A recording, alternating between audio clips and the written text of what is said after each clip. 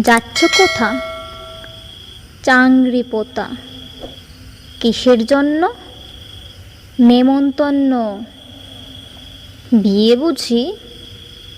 না বাপুজি। কিসের তবে?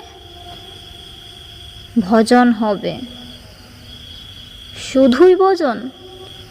প্রসাদ ভোজন। কেমন প্রসাদ? যা খেতে স্বাদ। কি খেতে চাও? ছানার পোলাও। ইচ্ছে কি আর? সরপুরি আর। আহ কি আয়েশ! রাবড়ি পায়েস। এই কেবলি?